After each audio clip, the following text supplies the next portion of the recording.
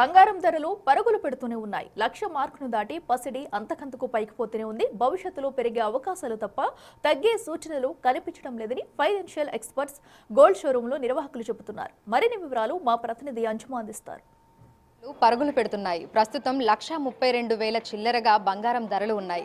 అయితే రానున్న రోజుల్లో పరిస్థితి ఏ విధంగా ఉండబోతుంది? ఈ ఏడాది చివరి నాటికి 1,50,000కు చేరుతుందా, లేదంటే 2,00,000 మార్క్ని క్రాస్ చేసే అవకాశాలు ఏమైనా ఉన్నాయా? ఎలా ఉండబోతుంది ఏంటి అనేది కూడా తెలుసుకుందాము. ప్రస్తుతం మనం అమీర్పేటలో ఉన్నటువంటి చందన బ్రదర్స్ జ్యువెలర్స్లో ఉన్నాము. మనతో పాటు బ్రాంచ్ మేనేజర్ శ్రీనివాస్ గారు ఉన్నారు. మిగతా విషయాలను ఆయన మాటల్లోనే అడిగి తెలుసుకుందాము. నమస్తే అండి. సో చూస్తున్నాము బంగారం ధరలలో హెచ్చు తగ్గులు ఉంటున్నాయి. అంటే 1,33,000కి వెళ్తుంది, మళ్ళీ 32,000 చిల్లరగా కూడా ఉంటుంది. ప్రజెంట్ 22 క్యారెట్ల బంగారానికి ఏ విధంగా ధర ఉంది, 24 క్యారెట్ల బంగారానికి ఏ విధంగా ఉంది? ఇవాళ 22 క్యారెట్ చూసుకుంటే 11,955 రూపీస్ ఉంది. అదే 24 చూసుకుంటే ఇంక్లూడింగ్ జిఎస్టీ 134, అంటే జిఎస్టీతో కలుపుకొని. సో ఈ బంగారం ధరలు అనేవి అప్ ట్రెండ్ అని నడుస్తున్నాయి. ఎందుకంటే బంగారం ధర అనేది ఒక లెవెల్లో స్టాటిక్గా స్టేబుల్గా ఉన్న మార్కెట్. సో ఇప్పుడు స్లైట్లీ పెరగడం మొదలైంది.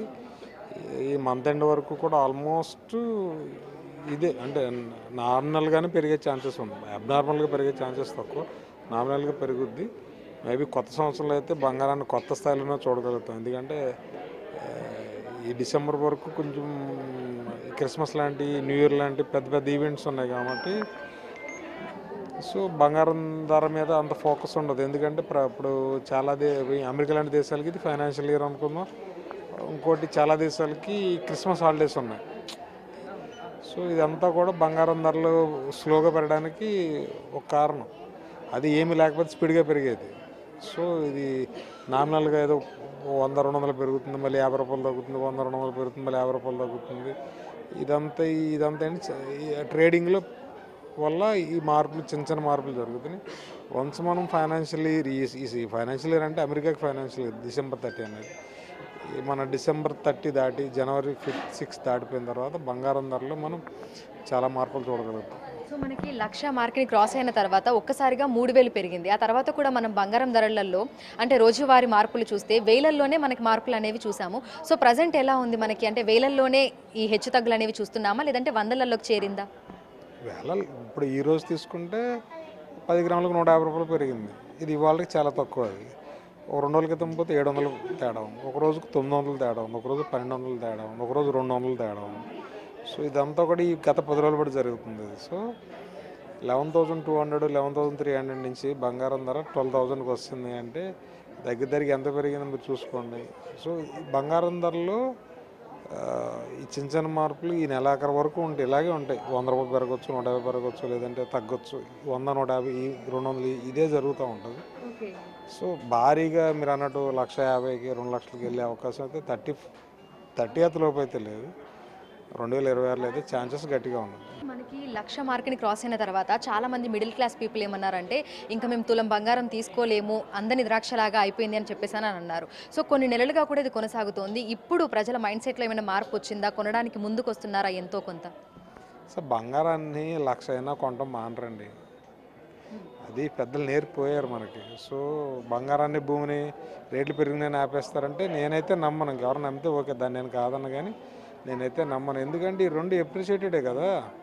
ఇప్పుడు భవిష్యత్తులో స్థలాల రేట్లు పెరిగితేనే ఇల్లు కొనడం మానేస్తారా, స్థలాలు కొనడం మానేస్తారా, వ్యవసాయం చేయడం మానేస్తారా?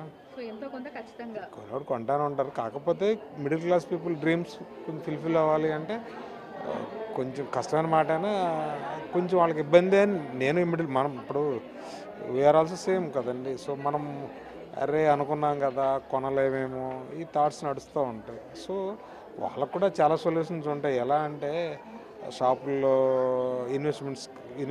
మన పర్చేస్ ప్లాన్ లాంటివి ఉంటాయి. లేదంటే మనకి గవర్నమెంట్ గోల్డ్ బాండ్స్ అని రకరకాల రిలీజ్ చేస్తూ ఉంటాయి. మరి ఇన్వెస్ట్ చేయాలనుకుంటే చాలా మోడల్స్ ఉంటాయి. ఒకేసారి లంసమ్గా తెచ్చి కొనాలంటే మిడిల్ క్లాస్ వల్ల కాదు. ఎందుకంటే మనం జమ చేసేలోపే దానికన్నా ముందే అవసరం వచ్చి కూర్చుంటుంది.